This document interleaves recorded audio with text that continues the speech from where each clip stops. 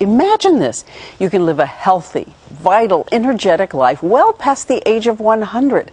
How close are we? Well, science is close to giving a second century of life to everyone through everything from radical cutting-edge technology to simple changes in how you eat.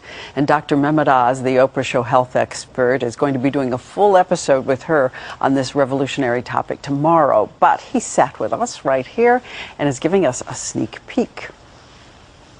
It's a little-known fact that Dr. Mehmet Oz is actually 180 years old, but he is here today to tell us that. Hello. How are you? Okay, let's get started. Are you saying we're actually looking at the possibility that 99 is the new 50? It is a true, and in fact, what we're really talking about is this whole concept of extreme longevity. Okay, what do we know for sure today that we can do? Well, first of all, we know there's a chemical called sirtuin that tells the body to live longer. So what's the best mechanism? It turns out that if you take rodents and you cut down their caloric intake, it's called calorie restriction, by a third, they'll live a third longer. Imagine that. And humans who are doing calorie restriction, when they're studied, show a rejuvenation of their arteries, of their hearts. They actually begin to behave like they're younger than they really are. Okay, talk to us calories then. What does that mean to cut for a human? How many calories can you have a day and how many should you cut back? Well, most of us can't cut a third of our calories. That's impossible. But the good news is that you can cut 15% of your calories out and you can still get most of the benefits. So I did a little experiment with you, Diane. Yes. Right? As beautiful and as suave and youthful as you are, I figured you're doing something right. So I thought you're probably taking in about 2,000 calories a day. So if I cut 15% of that out, and if you look at the table next to you, this is an example of what calorie restriction would look like for you.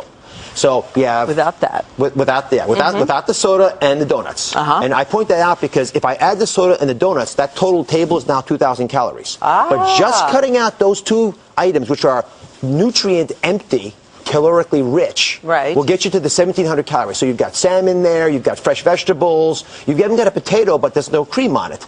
There's a dessert, a low-fat dessert. Low-fat yogurt, the frozen yogurt. By cutting 15% a day down to 1,700 a day, I could live, we think, an extra 30 years or so.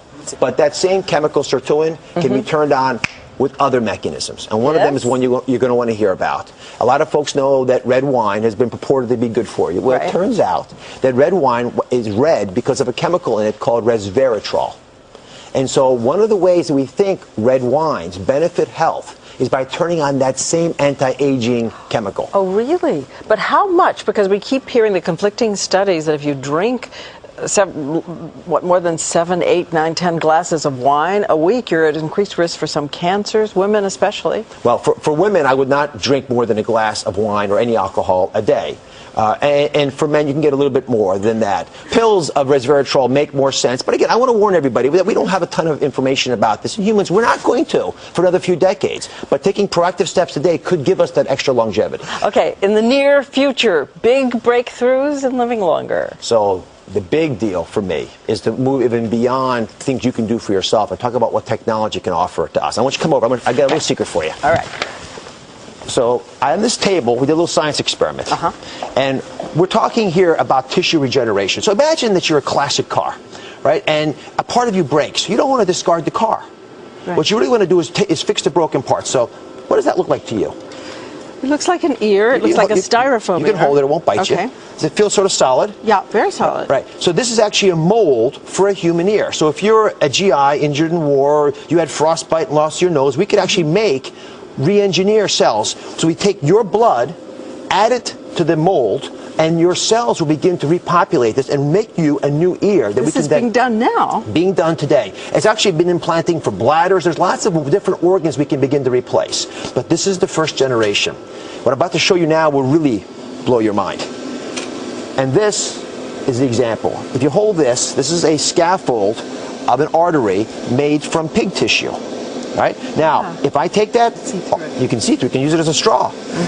So if I take that and I add a little bit of your cells to it, your blood, and then I put it into a pump so it actually is feeling the pressure that an artery would feel, I can make you a new artery. You see pulse in there? No kidding. And look at this.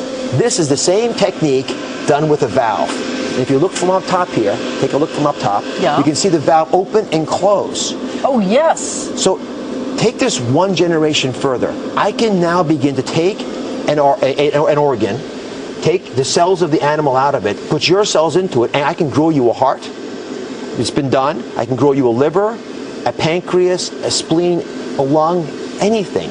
And this technology for recreating organs for us is going to give us that booster rocket into the second century of life. So if calorie restriction and new insights about how chemicals like resveratrol could turn on systems for anti-aging in your body fail, and something breaks, you can replace it. Replacement parts when your warranty is getting a little old. And how soon, realistically, before you think a pancreas or something complicated like a liver could be ready for replacement, your own cells? Single-digit years. And that's the big breakthrough. It is increasing so rapidly. When I went down to the Wake Forest Regeneration Lab, which is where all this material came from, it absolutely blew my mind. And the other person's mind that blew actually is Oprah's.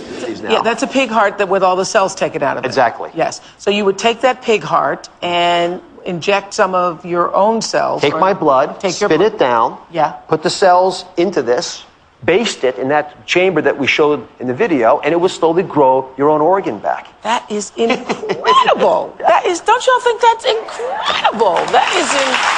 To see her just absolutely as fascinated as I was means that this stuff really can capture our imagination. And where our imagination goes, our science will follow. What about replacing a brain? I'm not kidding. Could you grow a brain? Go with that beautiful new body? You could probably grow parts of the brain. So, for example, we could cure Parkinson's or memory loss or spinal columns. But, Diane, you are who you are. And I don't know if you want to have a new infrastructure for that. You probably want the software that you've accumulated. All right. Well, you're going to do more with Oprah tomorrow. We've got lots of cool stuff. We're going to do hyperbaric oxygen, infrared sauna baths, lots of cool things about extreme longevity. It is here. It is now.